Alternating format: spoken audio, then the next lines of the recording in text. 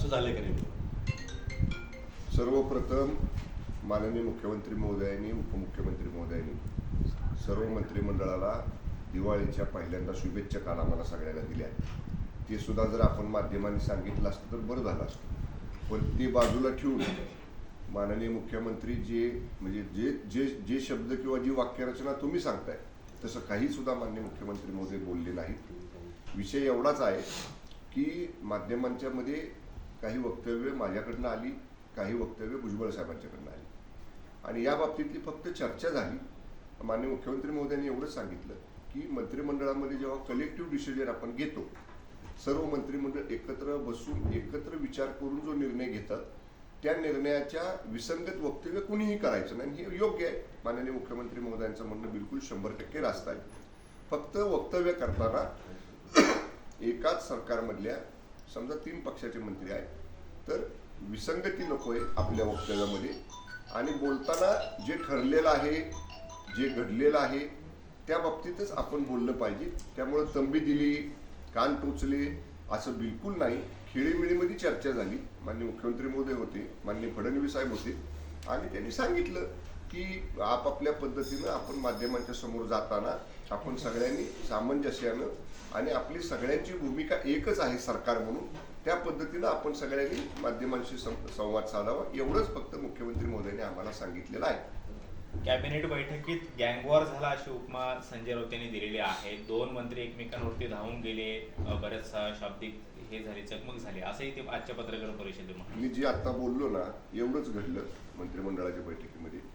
आणि राऊतांना कोण सांगतं मला माहित नाही, पण राऊतांचे जे काय खबरे आहेत, जे त्यांना अशा चुकीच्या खबरा देतात ते राऊतांना कधीतरी अडचणीत आणतील. मंत्रिमंडळामध्ये हे गँगवॉर हा हास्यास्पद शब्द संजय राऊतांच्या सारखा 4 टर्म खासदार असणारा व्यक्ती बोलतो याचं आम्हाला आश्चर्य वाटतं.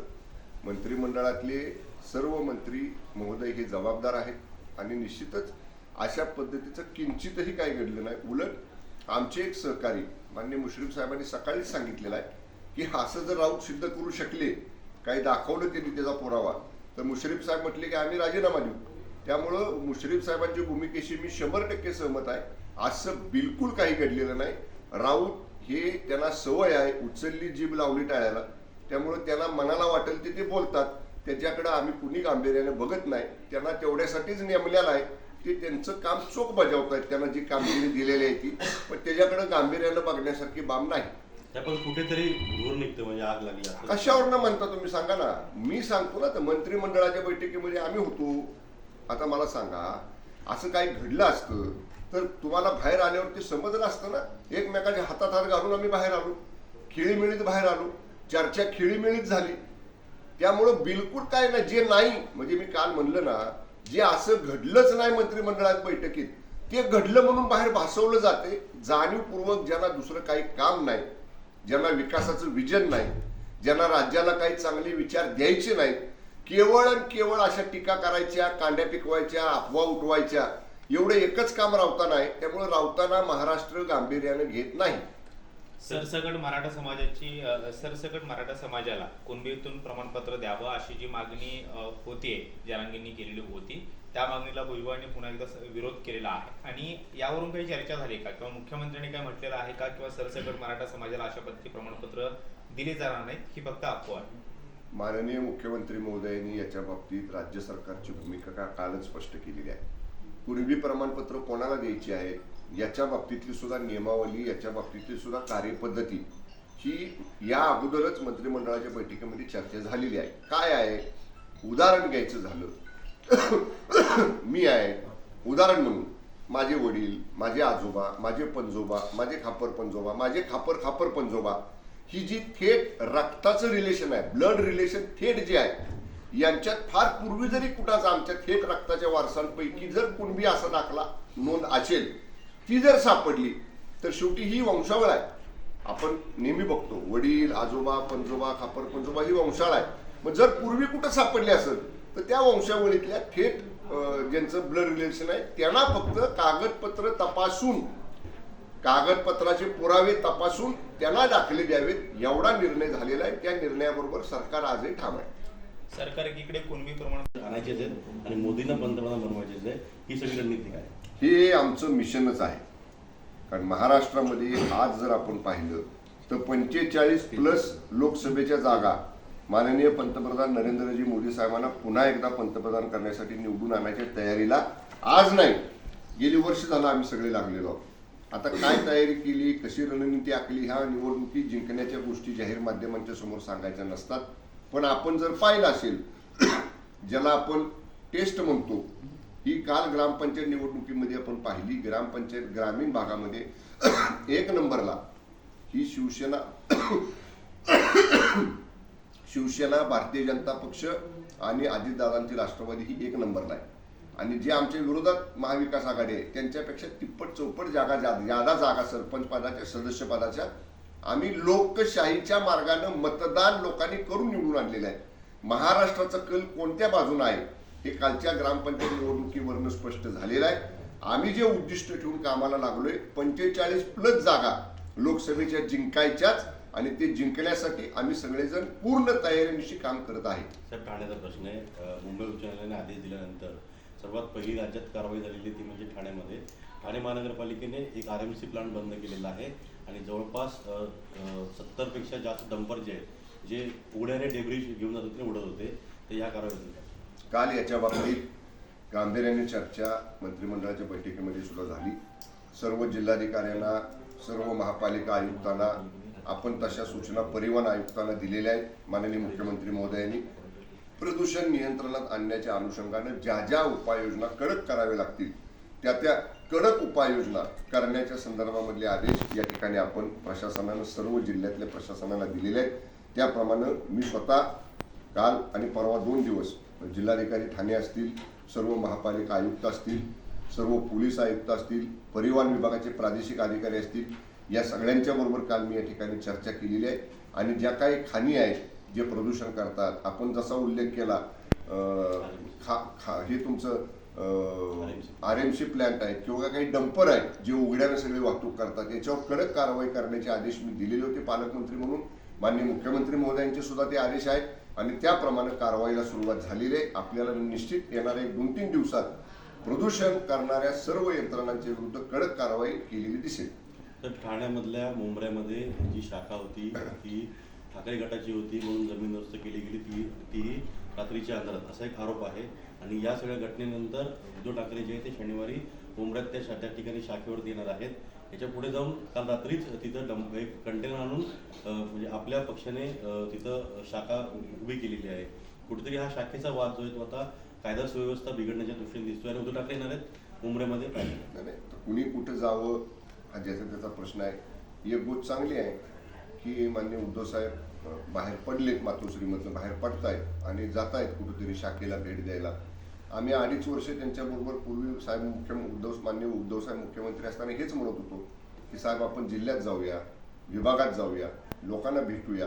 पण त्यावेळी झालं नाही. आता काही ना काही निमित्तानं का होईना माननीय उद्धव साहेब बाहेर पडतायत, शाखेला भेट देत आहेत, ही चांगली गोष्ट आहे, तिने द्यावी. पण तिथं स्थानिक जे आमचे पदाधिकारी आहेत, तिथलं स्थानिक जे प्रशासन आहे, ते तिथल्या सर्व कागदपत्र तपासतील, सर्व कायदेशीर बाबी तपासतील. आणि शेवटी शिवसेना बाळासाहेब ठाकरे साहेबांच्या विचाराची शिवसेना ही आमचीच आहे, ह्याच्यावर शिक्कामोर्तब झालेला आहे. शिवसेनेचा अधिकृत धनुष्यबाण आम्हाला मिळालेला आहे.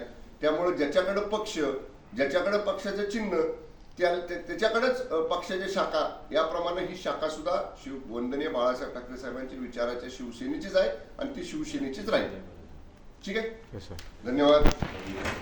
आरक्षणाला विरोध करणारी याचिका मुंबई हायकोर्टामध्ये दाखल करण्यात आली. 2018ची याचिका आता सुनावणी पार पडते आणि 1994चा जो सरकारचा GR आहे किंवा अध्यादेश आहे तोच रद्दबदल करण्यात यावा आणि पुन्हा एकदा OBC समाजाचं सर्वेक्षण करावं आणि त्यानंतर आरक्षणाची तरतुदी सरकारनं ठरवाव्यात, अशा पद्धतीची मागणी करण्यात आली. त्याच्या बाबतीत आमचं मत आम्ही माननीय उच्च न्यायालयाच्या समोर मांडू. याचिकाकर्ते जे आहेत त्यांनी याचिकाकर्ते म्हणून त्यांचं मत मांडलं असेल. आमचे आता राज्याचे जे मुख्य हे आहेत, मुख्य ॲडव्होकेट जनरल आहेत, ते आमची भूमिका मांडतील. जी काही राज्य सरकारने निर्णय घेतलेले आहेत त्या अनुषंगानेच आपण पुढे जाणार आहोत. कुठल्याही समाजाला, कुठल्याही जाती धर्माच्या आरक्षणाला तीळ मात्रही धक्का लावायचा नाही, ही बेसलाईन या संपूर्ण आरक्षण प्रक्रियेमधली आहे. त्यामुळं आमचं जे पहिलं धोरण आहे, जे माननीय मुख्यमंत्री एकनाथजी शिंदे साहेबांनी सांगितलेलं आहे, इतर कुठल्याही जाती धर्माच्या आरक्षणाला तीळ मात्र धक्का न लावता मराठा समाजाला आरक्षण देण्याच्या भूमिकेशी आम्ही ठाम आहोत. तर याला जोडून प्रश्न आहे, काल एक टास्क फोर्स तयार केली गेलेली आहे 3 माजी न्यायमूर्तींची, जी न्यायालयामध्ये मुंबई उच्च न्यायालय असेल किंवा सर्वोच्च न्यायालय असेल, इथं मराठा आरक्षण कशा पद्धतीनं सक्षम म्हणजे मिळावंच याकरता काय मार्गदर्शन करतील गव्हर्नमेंटला किंवा वकिलांना, ही टास्क फोर्सबद्दल सांगा. या बाबतीत मागच्याच आठवड्यामध्ये माननीय मुख्यमंत्री शिंदे साहेब, माननीय उपमुख्यमंत्री फडणवीस साहेब आणि मराठा आरक्षण उपसमितीचे जे मंत्री सदस्य आहेत यांची आमची बैठक झाली, चर्चा झाली. त्याच्यामध्ये 3 माननीय रिटायर्ड हायकोर्ट जज साहेबांचं एक मार्गदर्शन मंडळ यासाठी आपण नियुक्त करायचा निर्णय घेतला. त्याप्रमाणे काल 3 जस्टिस साहेबांचं, रिटायर्ड जस्टिस साहेबांचं मार्गदर्शन मंडळ आपण या ठिकाणी गठीत केलेलं आहे. ते सर्व बाबतीत जे महत्त्वाचं म्हणजे जे क्युरेटिव्ह पिटिशन सुप्रीम कोर्टामध्ये आहे त्याच्या बाबतीत आम्हाला मार्गदर्शन करतील, सल्ला देतील. क्युरेटिव्ह पिटिशन मराठा आरक्षणाच्या बाजूनं कसं होईल याच्यासाठी ते आम्हाला पूर्ण या ठिकाणी मार्गदर्शन करणार आहेत. कालच मंत्रिमंडळाची बैठक झाल्यानंतर माननीय चंद्रकांत दादा असतील, मी असेल, उदय सामंत असतील, दादा भुसे असतील, रवींद्र चव्हाण साहेब असतील, आम्ही ते सदस्य जे आहोत त्या मंत्रिमंडळ उपसमितीची आमची चर्चा झाली आणि दिवाळी वेकेशन संपल्यानंतर दिल्लीला जाऊन जे आपलं सुप्रीम कोर्टामध्ये केस बघणारे ॲडव्होकेट आहेत, तिथले जी लॉ फर्म आहे, जी आता आपण 3 माननीय निवृत्त न्यायमूर्ती महोदयांचं जे मार्गदर्शन मंडळ नेमलेलं आहे, एक संयुक्त कॉन्फरन्स या क्युरेटिव्ह पिटिशनच्या बाबतीत आम्ही दिल्लीमध्ये जाऊन या ठिकाणी घेणार आहोत आणि नक्कीच या मार्गदर्शन मंडळ जे नेमलेलं आहे निवृत्त न्यायमूर्तींचं, त्यांचा खूप उपयोग, त्यांचा खूप फायदा आपल्याला या क्युरेटिव्ह पिटिशनमध्ये होईल. निवडणूक आयोगासमोर राष्ट्रवादी कोणाची या संदर्भात पुन्हा सुनावणी पार पडते. शिवसेना संदर्भातला निर्णय निवडणूक आयोगाने दिलेला आहे. मात्र संजय राऊत यांनी आरोप केलाय की निवडणूक आयोग हा भाजपच्या पिंजऱ्यातील ईडी आणि सीबीआय प्रमाणे पोपट आहे, त्यांच्याकडून फारशी अपेक्षा नाही. गेल्या 1.5-2 वर्षामध्ये कोणाला नेमकं संजय राऊत चांगलं म्हणले तेवढं सांगता का? म्हणजे ज्यांची ते ठिकाणी त्यांच्यावर दिलेली कामगिरी चोख बजावतात त्यांना सोडून बाकी सगळे, म्हणजे आपल्या तो बाबा आणि दुसऱ्याचं ते कार्ट, ही जी मराठी ग्रामीण भागीमध्ये म्हण आहे ना, त्याप्रमाणे त्यांना बाकी सगळे वाईट दिसतात. बाकी सगळ्यांच्याकडे ते संशयाच्या नजरेनं बघतात. विश्वज्ञानी मी एकटाच आहे हे जे संजय राऊतांची मानसिकता आहे का नाही, त्यामुळं त्यांना ते स्वतः सोडले तर दुसरे कुणीच चांगलं वाटत नाही. त्यामुळं हा त्यांचा विचार त्यांच्यापाशी लखलाभू. निवडणूक आयोग असेल, या बाकीच्या यंत्रणा असतील, त्या स्वायत्त आहेत. घटनेनं कायद्यानं दिलेल्या चौकटीत राहून या सगळ्या स्वायत्त संस्था काम करत असतात. एवढं सुद्धा 4 टर्म खासदार राहिलेल्या जर मान्यवरांना समजत नसेल तर ठीक आहे, त्यांना काय म्हणायचे ते त्यांनी म्हणू द्या. राज्य हे कायद्यानं चालतं, घटनेनं घालून दिलेल्या नियमानं चालतं, एवढंच फक्त संजय राऊतांनी लक्षात ठेवावं. शेवटचा एक प्रश्न. ठाकरे गटाच्या नेत्या सुषमा अंधारे यांनी एक व्हिडिओ ट्विट केला आहे. येरवडा कारागृहात जाणाऱ्या कैद्यांची एक व्हॅन पोलिसांनी निर्जनस्थळी थांबवली आणि काही पाकिट त्यामध्ये वाटण्यात आल्याचं व्हिज्युअलमध्ये दिसतंय. त्या दिवाळीची ही पाकिट वाटली जात आहेत का आणि राज्यात नेमकं कायदा सुव्यवस्था कशा बोजवारा उडाला असा प्रश्न त्यांनी उपस्थित केला. मी तो व्हिडिओ पाहिलेला नाही. पुण्यामध्ये घडलं का कुठं घडलं ही जी त्यांचा जो काही व्हिडिओ आहे त्याने महाराष्ट्राच्या पोलीस महासंचालकांच्याकडे सुपूर्द करावा. पोलीस यंत्रणा सक्षम आहे, त्यामुळं जर त्या व्हिडिओमध्ये काही तथ्यता असेल तर पोलीस महासंचालक याच्या बाबतीत योग्य ती चौकशी करतील. Okay, thank you. 2 प्रश्न ठाण्याचा ग्रामपंचायत निवडणुकीमध्ये जे यश मिळाले ते पाहता 45 जागा निवडून आहेत लोकसभेमध्ये.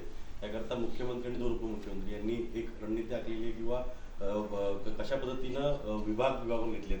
हे मराठवाडा विदर्भ जो असेल तो फडणवीस असतील, मुंबई आणि शहरी पट्टा शिंदे साहेब असतील, त्यानंतर पश्चिम महाराष्ट्र अजित पवार असतील, कुठेही